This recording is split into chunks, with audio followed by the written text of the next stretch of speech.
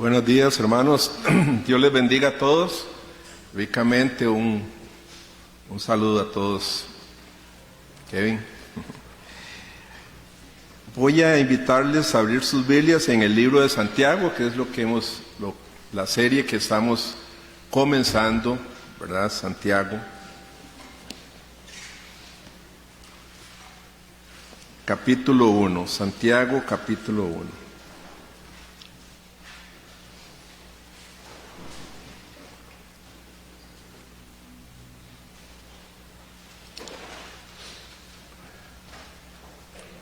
Vamos a leer los versículos del 1 al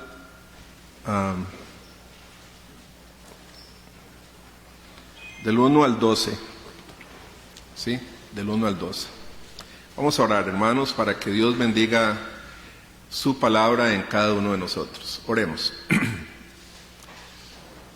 Amado Señor, te alabamos y te damos muchas gracias por estar acá, rindiéndote este culto de adoración, Señor, que lo hacemos de todo corazón, dándote muchas gracias, Señor, agradecidos porque tú eres nuestro Dios, tú nos has escogido, tú, Señor, tuviste misericordia de cada uno de nosotros y ahora, Señor,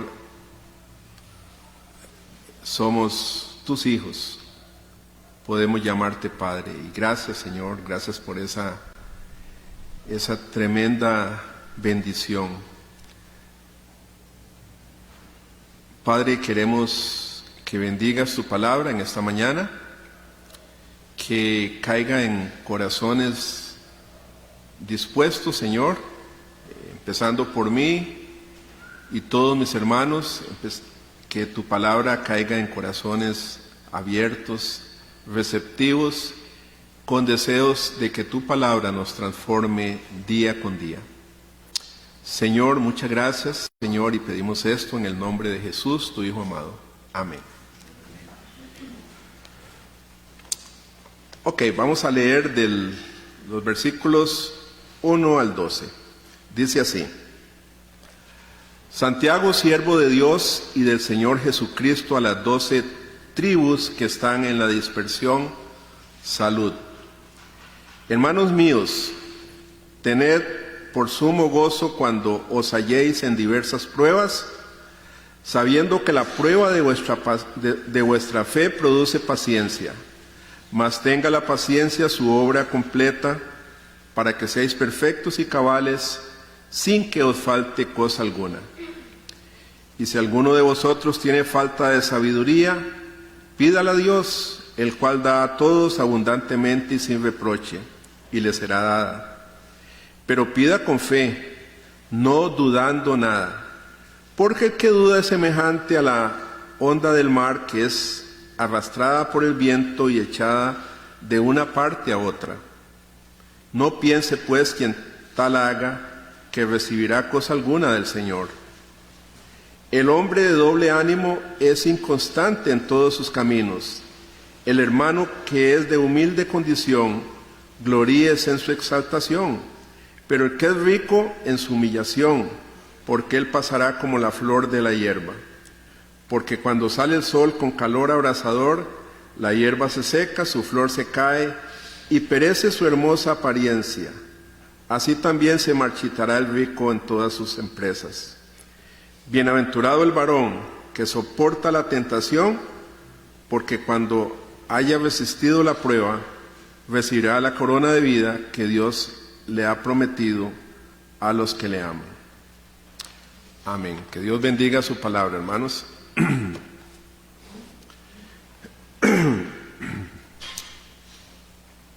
La semana antepasada más bien, iniciamos esta serie del libro de Santiago, de la epístola de Santiago, un libro sumamente práctico. Las demás epístolas, todas las epístolas, a nosotros nos enseñan qué debemos creer, qué es lo que debemos creer, ¿verdad? En general, todo lo que Dios dice que es lo que debemos creer. Esta epístola de Santiago lo que hace es, lo que nos enseña es cómo tomar eso que creemos y ponerlo en práctica, ¿verdad? Y eso, hermanos, es lo que nos cuesta muchísimo. Recuerden que cité a Juan Wesley, un predicador del siglo XIX muy famoso, el fundador de los metodistas. Juan Wesley decía: el problema de los problemas es poner el cristianismo en práctica. Y yo creo que todos estamos de acuerdo con eso, ¿verdad? Nosotros creemos muchas cosas que están en la Biblia, las creemos, decimos amén, pero a la hora de practicarlas es lo que ahí nos cuesta, a unos más, a otros menos, pero a todos nos cuesta obedecer, poner la enseñanza que sabemos, que aprendemos, ponerla en práctica.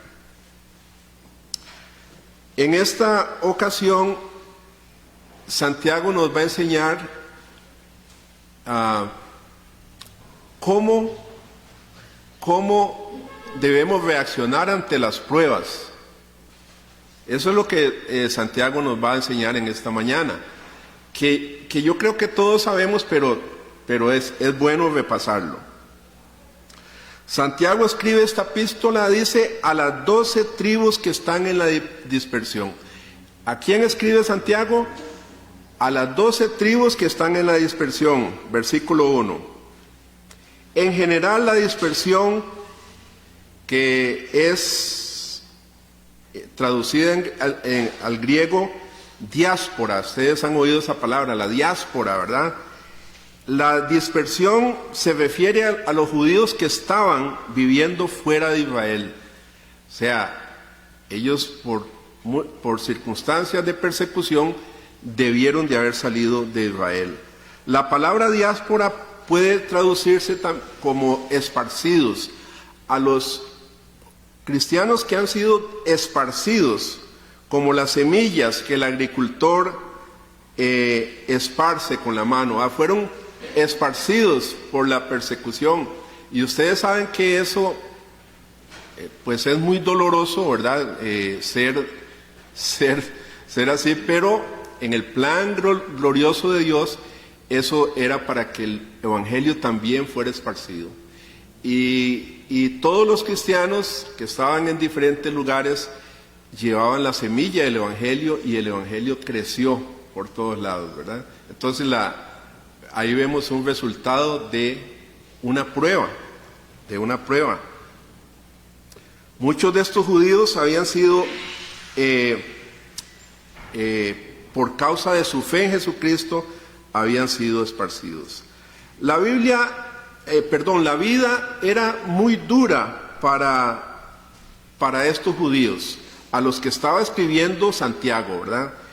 Era muy dura, porque además de ser odiados y perseguidos por los gentiles, ahora al ser cristianos eran perseguidos también y rechazados por su propio pueblo. Por los mismos judíos los rechazaban por ser cristianos, ¿verdad? Y los perseguían.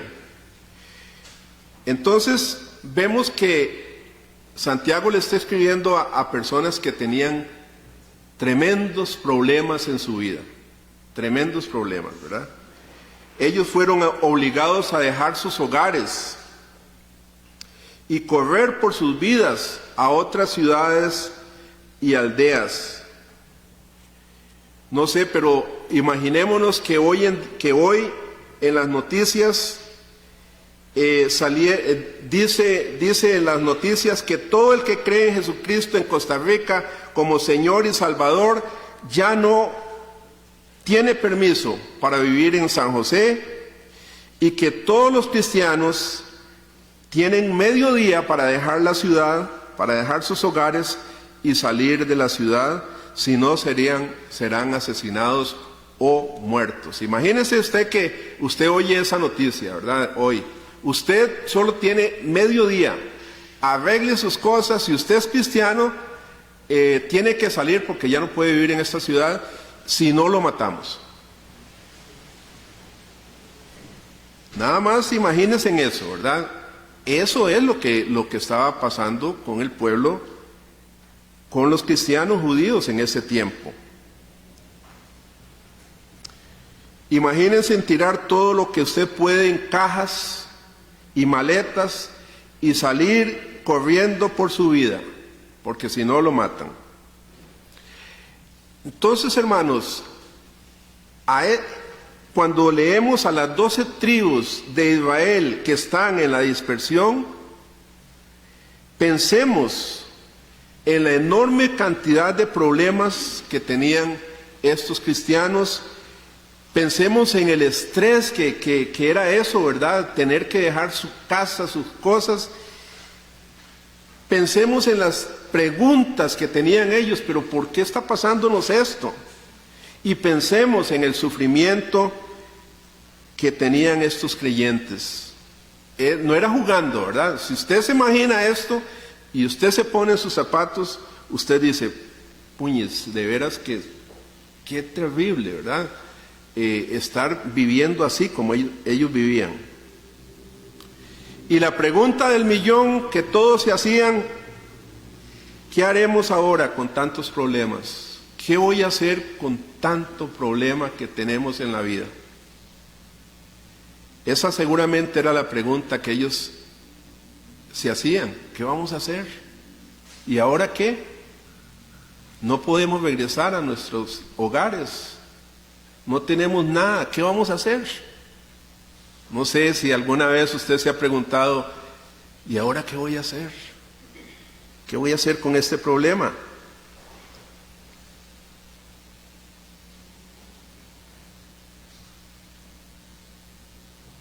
¿Qué haremos ahora?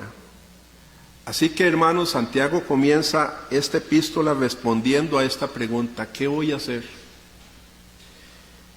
Esa pregunta que estaba en la mente de todos estos hermanos.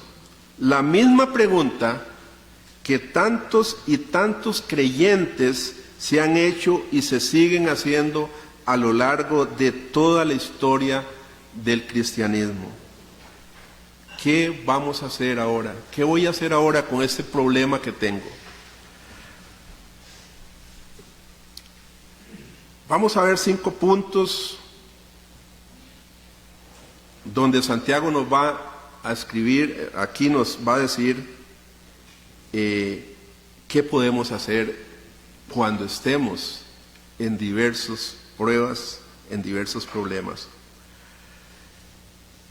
Una premisa que vemos aquí, una premisa es una idea, la idea central de la que se parte para hacer razonamientos. Santiago parte de una premisa en el versículo 2, leámoslo de nuevo. Hermanos míos, tened por sumo gozo cuando os halléis en diversas pruebas. Y lo primero que vemos aquí, hermanos, la primera verdad que vemos aquí es que los problemas son inevitables. Los problemas son inevitables. Santiago no dice, tened por sumo gozo si es que se encuentran en diversas pruebas. No, Santiago dice, cuando os halléis en diversas pruebas. Hermanos, las pruebas son parte de la vida. No nos gustan, pero están ahí a nuestro lado, viven con nosotros. Los problemas. Usted no tiene que ir a buscar problemas. No se preocupe, usted no tiene que ir a buscar problemas. Los problemas lo van a encontrar a usted. Hay muchas personas que creen, y gracias a un mal evangelio de la prosperidad y otras cosas, hay muchas personas que creen que si uno tiene la suficiente fe, los problemas van a desaparecer de su vida. Eso no es cierto, hermanos. Ellos creen que si uno está siguiendo a Jesús, por el hecho de seguir a Jesús, Los problemas, las pruebas, las tribulaciones serán cosas del pasado. Y usted va a vivir, se la va a tirar rico, como dicen los muchachos, va a vivir en un jardín de rosas. Con salud, con dinero, con buen trabajo, una buena familia, en fin, una vida sin problemas. Eso es lo que ofrece muchas veces muchos pastores que predican este tipo de evangelios. Pero esto no es lo que dice la Biblia. Esto no es lo que dice Santiago.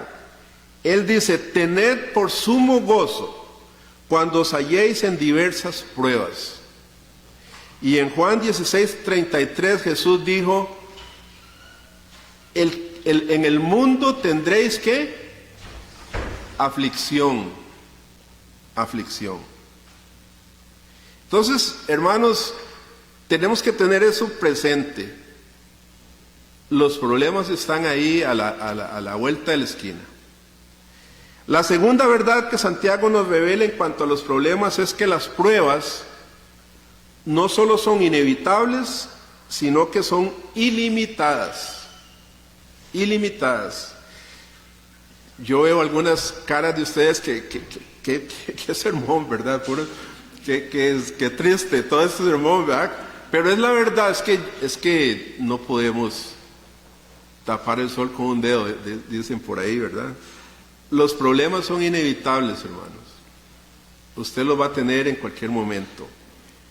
Pero son ilimitados también. Él dice al final de la frase que vamos a encontrarnos en diversas pruebas. Diversas pruebas. La palabra griega para diversas nos da la idea de que la vida del cristiano será moldeada con pruebas. Será moldeada a través de las pruebas. Y las pruebas son de todo tamaño, de todas formas y de todos colores. Lo que usted quiera. En otras palabras, las pruebas pueden afectar, hermanos, su salud, como algunos de la iglesia han enfrentado problemas de salud. Pueden afectar sus finanzas y algunos han experimentado también pruebas con la plata, con las finanzas. Pueden afectar las relaciones suyas con otras personas. Las pruebas las pueden afectar y a través de las pruebas muchas personas, muchos amigos se han dividido cuando están en pruebas. Las pruebas pueden afectar sus hijos, la relación con sus hijos. Las pruebas pueden afectar su futuro, etcétera, etcétera. Ahí podemos seguir. Los problemas son tan variados como un arco iris. Esa es la realidad de la existencia humana, hermanos. Y eso es gracias al pecado, ¿verdad? Gracias al pecado. Al principio no era así. La tercera verdad es que las pruebas son inesperadas. Usted no sabe cuándo van a suceder. Santiago escribe: tened por sumo gozo cuando os halléis en diversas pruebas. La palabra halléis se puede traducir cuando usted caiga, porque transmite mejor la idea, hermanos, de algo que sucede de pronto, de algo inesperado. Uy, ¿verdad? Usted está tranquilo hoy en la mañana del domingo, y puede ser que en la tarde usted caiga en una prueba.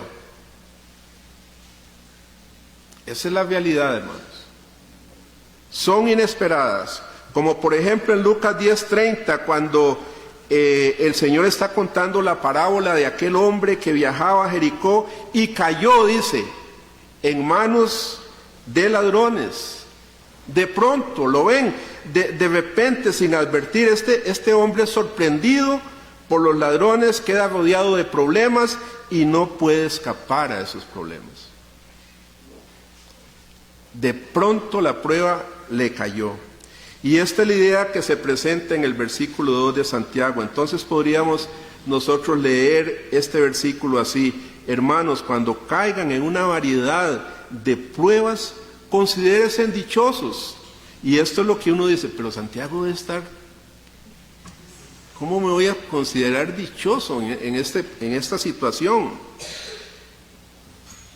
¿Cómo puede alguien estar contento de estar pasando duras pruebas? Que levanten la mano los que están contentos, los que están pasando pruebas en estos momentos. ¿Verdad?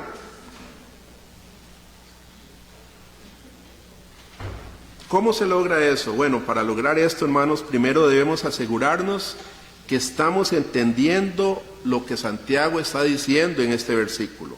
Fíjese que él no está diciendo que usted va a disfrutar sus pruebas. Él no está diciendo eso. Que usted está disfrutando su prueba. Él no está diciendo que cuando usted es internado en un hospital, todo enfermo o enferma, usted va a estar muerto de risa ahí en el hospital. Eso no está diciendo él. Santiago dice: tened por sumo gozo.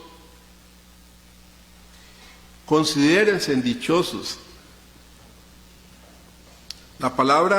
Estas palabras tener o considerar es un término que significa calcular, contar, estimar, sumar, evaluar. Entonces, cuando usted lee, considérese, tened por sumo gozo, considérese dichoso, usted debe de pensar en calcular, ok, ¿qué me está pasando? ¿Qué va a salir de esto que estoy viviendo? El creyente llega a entender que las pruebas tienen valor, tienen un valor. Y Santiago va a mostrarnos esto, hermanos, en estos versículos. Las pruebas nos conforman a la imagen de Cristo. Eso es un valor. Las pruebas nos conforman a la imagen de Cristo. Y es por eso, hermanos, que Satanás quiere que las pruebas nos derroten. O sea, que no salgamos, que no pasemos de la prueba. Pero Dios usa las pruebas para moldearnos. Él está trabajando, hermanos, en nosotros.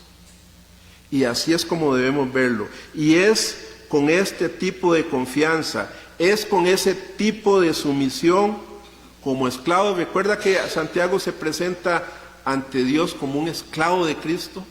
Entonces es como esclavos de Dios que podemos evaluar las pruebas con un espíritu gozoso en vez de un espíritu quejumbroso, amargado y resentido, que es lo que normalmente nos pasan con las pruebas, ¿verdad? Nos volvemos amargados, resentidos, hasta nos enojamos con Dios, etcétera, etcétera.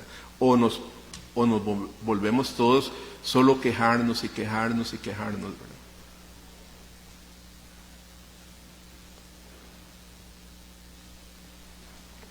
Pero dice Santiago que valoremos la prueba. ¿Por qué? Porque sabemos que Dios tiene un propósito en lo que está pasándole a usted, mi hermana, mi hermano.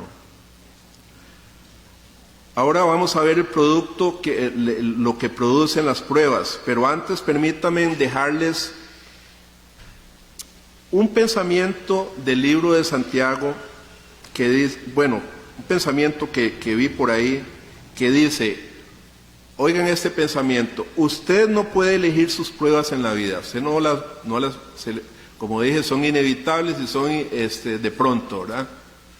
Usted no puede elegir las pruebas en la vida, pero, y vean esto, hermanos, usted sí puede elegir cómo va a responder a las pruebas. Usted sí puede elegir eso. Ok, estoy pasando esto, ¿cómo lo voy a pasar?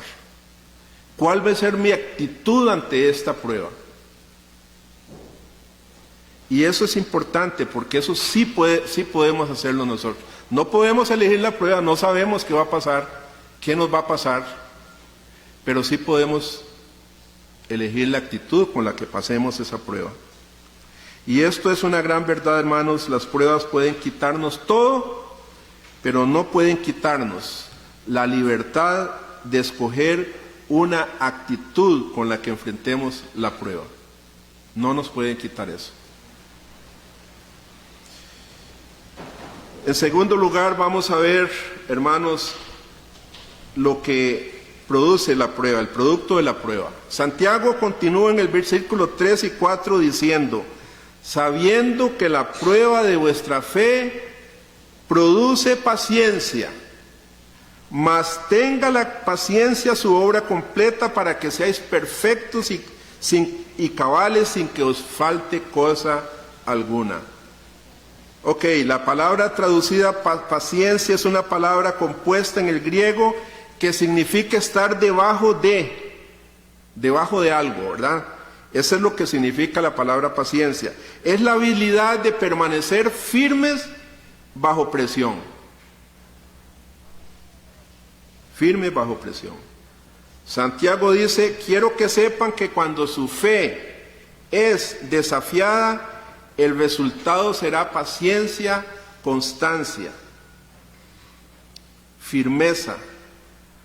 Así como los pulmones de un atleta se desarrollan con el ejercicio, una persona con buenos pulmones, usted sabe que puede correr más o pasar más tiempo bajo el agua, esos que se consumen en el agua.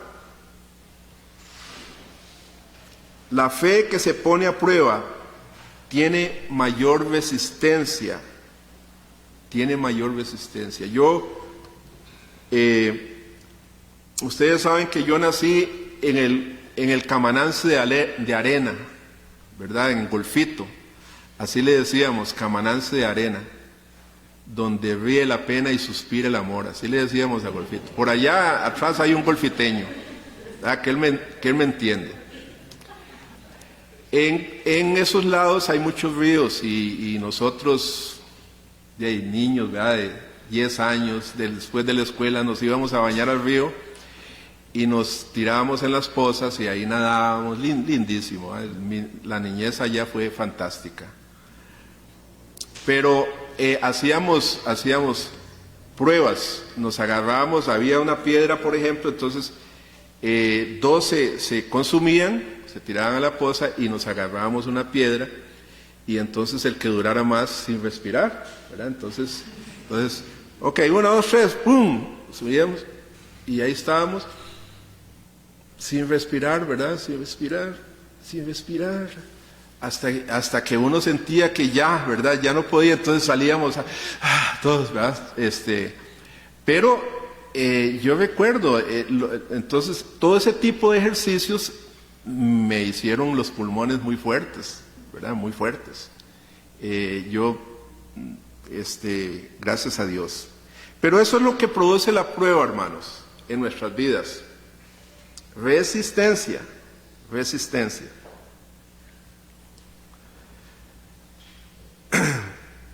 Quiero que sepan que cuando su fe es desafiada, el resultado será paciencia, constancia. Y sigue diciendo Santiago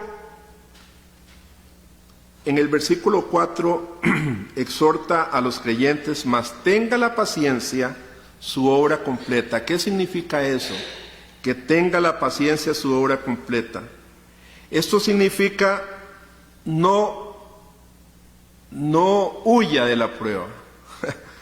No tome atajos cuando Dios está trabajando en su vida a través de la prueba. Obviamente que cuando nos estamos bajo una presión, bajo una prueba, lo que queremos es huir, ¿verdad? Salir de esa prueba. Pero Santiago dice: deje que tenga la paciencia su obra completa, no trate de escaparse, permita que Dios desarrolle en usted paciencia y constancia. Obviamente usted va a buscar, si usted está enfermo, va a buscar cómo sanarse, etcétera, etcétera, etcétera. Pero el punto es que eso es lo que está pasando usted. Y y sepa que Dios está trabajando en su vida. Y sepa que si usted sale de esa prueba, usted va a salir fuerte, con más constancia, con más paciencia. Deje que la paciencia tenga su perfecto resultado, es lo que dice Santiago. ¿Y cuál es el resultado? La última parte del versículo 4, leámosla: para que seáis perfectos y cabales, sin que os falte cosa alguna. Perfectos. Uno dice, pero ¿quién es perfecto? Nadie lo es. Bueno, aquí la palabra traducida perfecto significa tener una relación pura, fuerte con Cristo, sin afectos divididos, sino que usted vaya a Cristo con todo, ¿verdad? Sin buscar otra cosa que solo a Cristo, sin afectos divididos. En medio del sufrimiento, hermanos, todo lo que el mundo ofrece pierde valor. Esto es cierto. Y lo que realmente importa se convierte en nuestro enfoque. Cuando usted está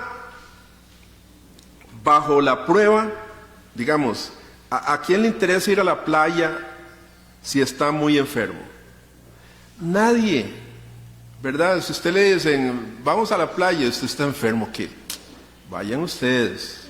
Yo no quiero ir, ni puedo ir. Lo que necesita es curarse primero. En medio de la prueba, uno deja de aferrarse a las cosas del mundo. No sé, una persona me dijo un día en el hospital, vea, yo soy el dueño de buses y cosas de esas, pero tengo un problema en la cabeza, me duele muchísimo la cabeza y yo daría todos mis buses por estar como usted, me dice, sin ese dolor de cabeza. O sea, porque todo lo demás carece, cuando usted está bajo presión, bajo pruebas, todo lo del mundo pierde valor y lo que realmente importa se convierte en nuestro enfoque.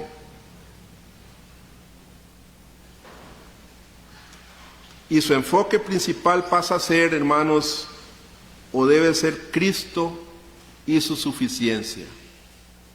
En el caso del creyente, en el caso del cristiano, debe ser Cristo. ¿Y a quién acudimos cuando estamos en prueba? Señor, ¿verdad? Señor, por favor, ayúdame. Ayúdame, Señor, a pasar este trago. Santiago dice que las pruebas producen madurez, hermanos. Y la madurez es muy importante para Santiago. Es el escritor que más usa la palabra madurez. Es muy importante para él porque al final la fe que importa, la fe que marca diferencia, es una fe madura. Una fe madura, una fe que está en crecimiento, que está fortaleciéndose. Esa es la fe que importa, hermanos, al final. Ahora Santiago es realista, él sabe que para que estemos convencidos de que debemos tener una actitud de gozo en medio de los problemas y luego que permitamos que la fe produzca madurez en medio, nos encontramos con varios problemas. Y como dije al principio, el primer problema que tenemos es el no entender por qué estamos pasando por esa prueba. Señor, no entiendo, yo soy hijo tuyo, ¿por qué me está pasando estas cosas a mí? ¿Por qué estoy enfermo? ¿Por qué tengo esos problemas con mis hijos? Señor, y uno clama, ¿por qué tengo ese problema de salud? ¿Por qué tengo ese problema familiar? ¿Por qué, Señor, tengo esos problemas en el trabajo? ¿Por qué?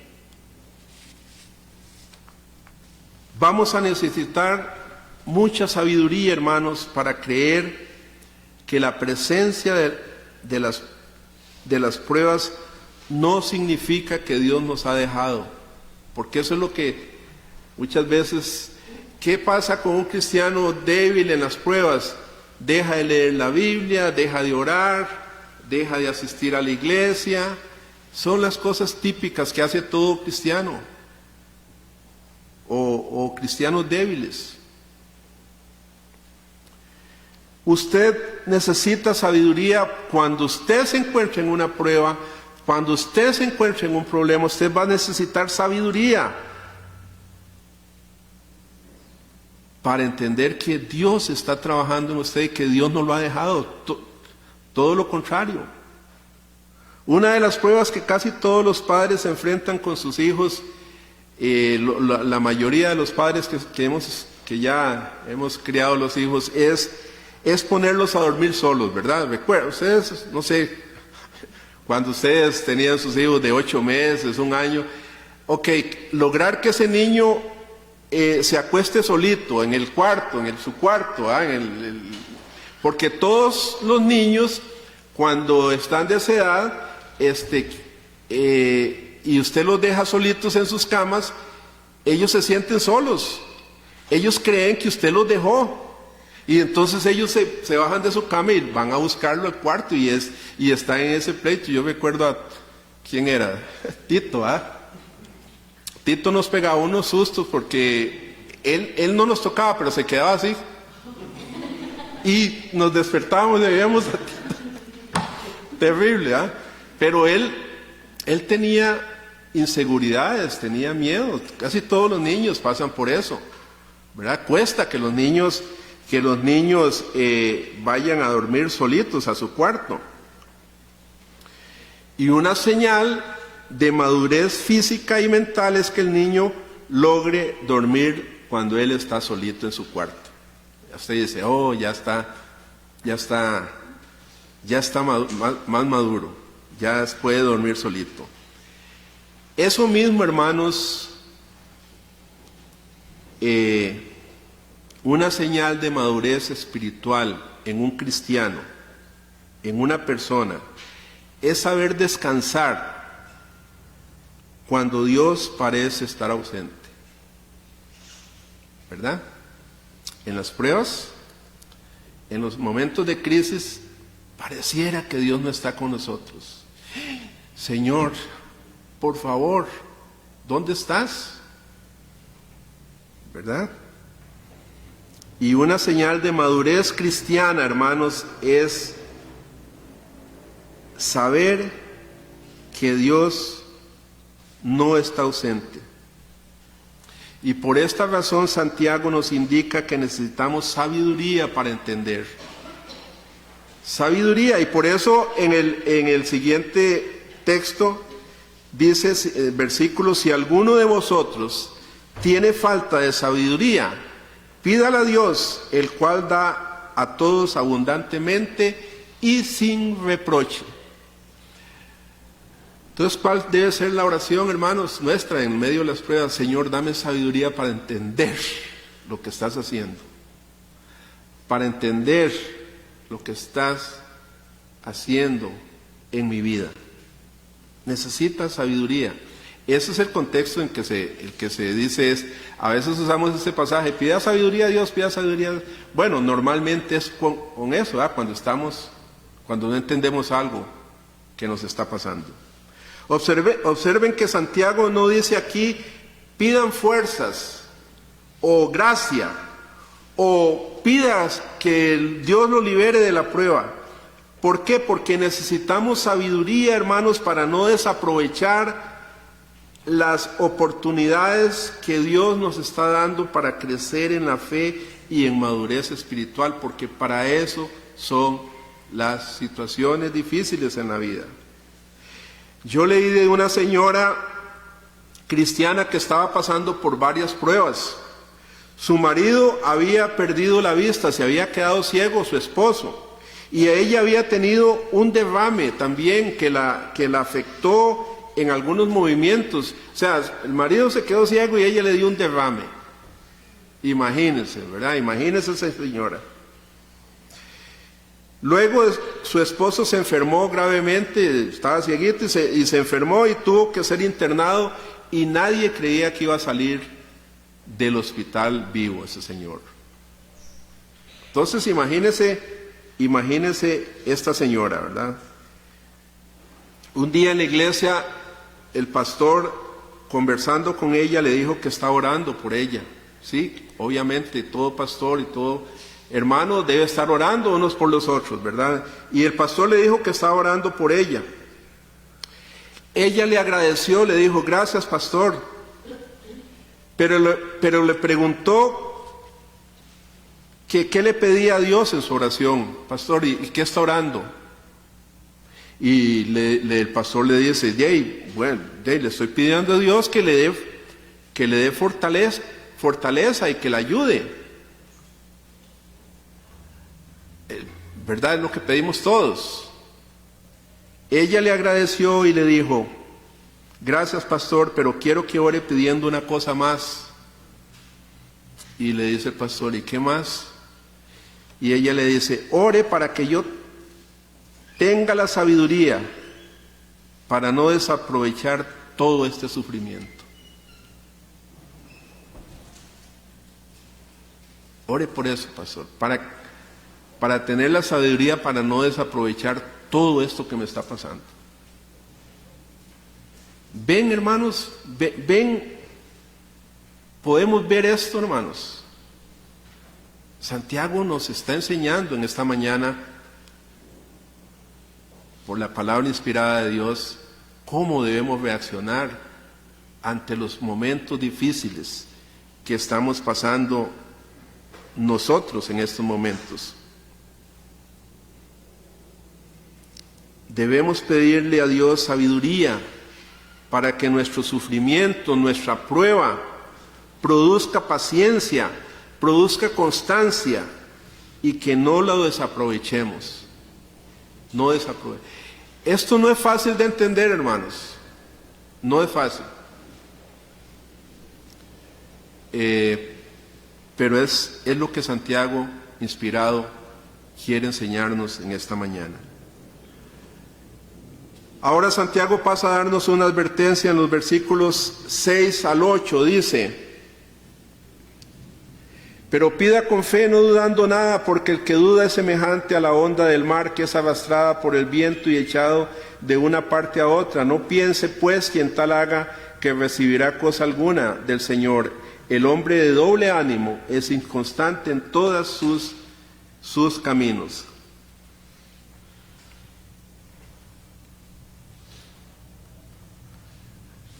Aquí algunos podemos decir, bueno, sí, yo necesito sabiduría para entender lo que Dios está haciendo en mi vida. No sé. Y no sé, a veces dudo que Dios me dé sabiduría, que me va a dar sabiduría. Santiago no está hablando de alguien que duda honestamente. Sí, podemos tener dudas honestas. Una persona que está pasando por pruebas, por un lado sabe que Dios puede darle sabiduría, pero al mismo tiempo no sabe si se la dará a él o a ella en ese momento. Pero aquí Santiago está describiendo a una persona, es diferente, no es la que duda honestamente, sino es una persona que dice querer la guía de Dios, pero está abierto a considerar otras opciones. Es un hombre o una mujer de doble ánimo. Alguien que lucha todo el tiempo entre confiar y desconfiar de Dios. No sabe, ¿verdad? Si confiar firmemente en el Señor o busca otras cosas. Alguien así, dice Santiago, no va a recibir sabiduría de parte de Dios hasta que su única opción sea someterse en obediencia a Dios. El versículo 8 dice que este hombre de doble ánimo es inconstante en todos sus caminos. Esta palabra inconstante viene de una palabra que significa ser incapaz de comprometernos con algo.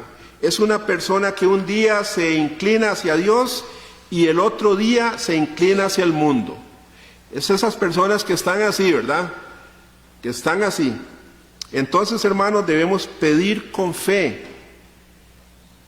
Y eso significa que hemos decidido querer la sabiduría de Dios para obedecer su voluntad. Dios, dame sabiduría. Y quiero esa sabiduría para entender lo que haces en mi vida. A continuación, Santiago nos va a dar una ilustración en los versículos 9 al 11. Volvamos a leerlo. Dice: el hermano que es de humilde condición, gloríese en su exaltación, pero el que es rico en su humillación, porque él pasará como la flor de la hierba, porque cuando sale el sol con calor abrasador, la hierba se seca, su flor se cae y perece su hermosa apariencia. Así también se marchitará el rico en todas sus empresas. ¿Qué significa esto, hermanos? Lo que Santiago está diciendo aquí es que al enfrentar el sufrimiento, las pruebas, el creyente pobre y el creyente rico se dan cuenta de que están en la misma situación. O sea, están iguales, ¿verdad? Un rico pasando una prueba, un pobre pasando una prueba. Los dos están en la misma situación. Ambos tienen un mismo estatus en Cristo y es en Cristo que ellos deben confiar, ambos, los dos. El creyente pobre necesita considerar su condición de rey y sacerdote, que es la condición que tenemos todos, ¿verdad? Pero el pobre necesita saber que él es hijo del rey, de reyes, y es sacerdote. Aun cuando la vida le diga a él que es de todo menos eso, ¿verdad? Un rey y un sacerdote. Él debe saber su estatus, su posición ante Dios, que es de rey y sacerdote. Y el rico, el creyente rico, el creyente que tiene platilla, necesitaba recordar que su confianza no puede estar en las riquezas. En medio de la prueba, el transportista me dice: daría todos mis autobuses por no tener estos dolores de cabeza. Todo lo daría por estar como usted. El rico creyente necesita recordar que su confianza no puede estar en las riquezas, porque éstas pueden desaparecer de la misma manera como se marchita una flor, ¿verdad? Y en la historia hemos visto mucho de esto, ¿verdad? Personas de mucho dinero que de pronto quedan en bancarrota. Y llegamos al versículo 12, hermanos: bienaventurado el varón que soporta la tentación, porque cuando haya resistido la prueba, recibirá la corona de vida que Dios ha prometido a los que le aman. En el versículo 12, hermanos, encontramos al hombre o la mujer verdaderamente dichosa o feliz. Feliz es el hombre que persevera. En esta iglesia, hermanos, yo he visto algunos hermanos y hermanas lindísimos, que han pasado por pruebas duras, muy duras, de salud, de relaciones, de un montón de cosas, y han permanecido firmes, en medio de la crisis, en medio de la prueba.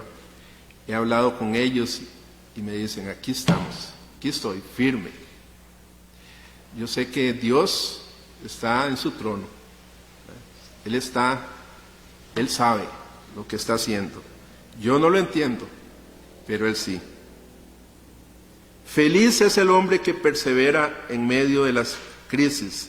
Este es un veredicto. Usted es bendecido y usted, como creyente, recibirá la corona de vida. Aquí Santiago no quiere decir que usted puede obtener vida eterna si soporta sufrimiento, no es por obras, ¿verdad? No está diciendo eso Santiago. Él está diciendo que el creyente puede obtener una una recompensa única por haber sufrido con gozo, por haber pasado la crisis con gozo, que ya explicamos qué significa. Hermanos amados, usted no puede escoger sus pruebas, pero usted sí puede responder, sí puede saber cómo responder a sus pruebas. Y un día usted y yo, hermanos, y todos creyentes que pasamos y perseveramos y seguimos en medio de las batallas de este mundo, un día usted será premiado, y cada vez que respondió con fe, con oración, con sabiduría y gozo, usted será premiado. Quiero concluir con una historia que leí, que contaba el doctor Howard Hendricks. Howard Hendricks, un predicador, ¿verdad?, reformado, un predicador muy bueno. Hay muchos libros, comentarios de Hendricks, ¿verdad? Ustedes los han leído. Una vez, dice, cuando estaba jovencito, Hendricks tuvo la oportunidad, él contaba esa historia, tuvo la oportunidad de jugar a las damas. ¿Saben qué es jugar juego de damas? Yo lo llamaba antes tablero, con chapas. Mi papá era muy bueno jugando damas. Papá era era uno de sus hobbies, ¿verdad? Él pasaba con sus amigos y me enseñó a jugar algunas jugadillas que él sabía. Por eso es como ajedrez, pero no sé cuál es la diferencia de damas y ajedrez, no sé, voy a investigar qué es la diferencia, pero es como parecido. A usted va moviendo piecitas hasta que se corona, ¿verdad? Hasta que se corona. Bueno, dice que Hendricks en ese tiempo estaba joven y sintió que podía ganarle al veterano, al mejor jugador que había en la ciudad, en el barrio de ese tiempo.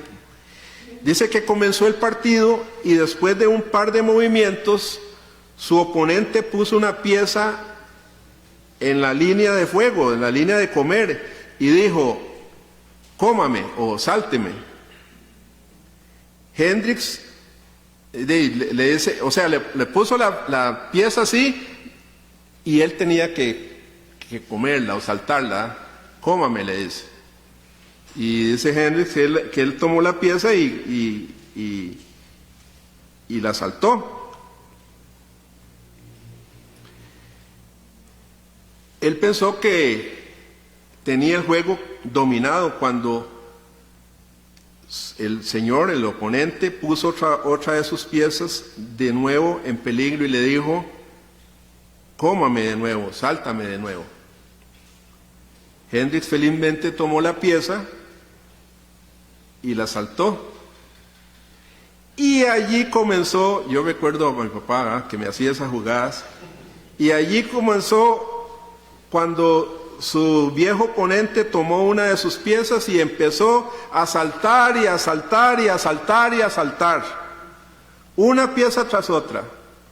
Su pieza salió, saltó la del señor por todo el tablero y se comió 4 piezas de un solo de las de Hendricks,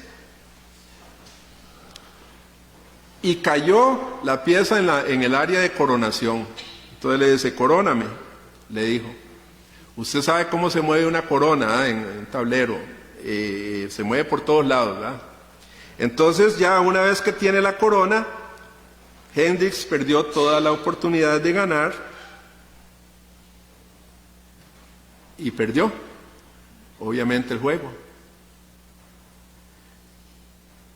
Luego el doctor Hendricks decía, y esto es lo que tenemos que llevarnos también hoy: a ningún buen jugador de damas le importa perder una pieza ocasionalmente,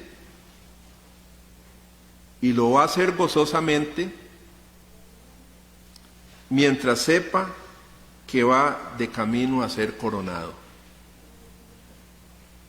¿Entienden, hermanos?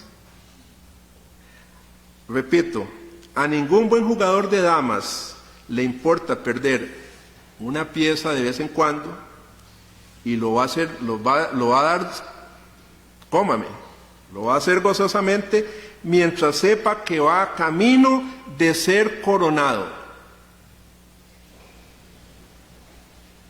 Y yo pienso, hermanos, que en la vida cristiana, muchas veces esas pruebas, esas dificultades, son como esas, cómame, ¿verdad? Pero nosotros vamos rumbo a ser coronados. Agradecemos por esta palabra que hoy nos enseña, Señor, cómo enfrentarnos ante las situaciones difíciles que vamos a pasar, porque son inevitables, los problemas, las pruebas, las crisis. Ayúdanos, Señor, y danos sabiduría cuando estemos o si estamos pasando en estos momentos esa prueba, y sabiduría para aprovechar, Señor, esa prueba para crecer en fe, en madurez, en constancia. Si hay algún hermano, alguna hermana aquí, Señor, pasando por crisis, por fuego, Señor, fortalécele su fe, dale sabiduría para que entienda tu palabra, este mensaje. En el nombre de Jesús te damos toda la gloria a ti, Señor. Amén y amén.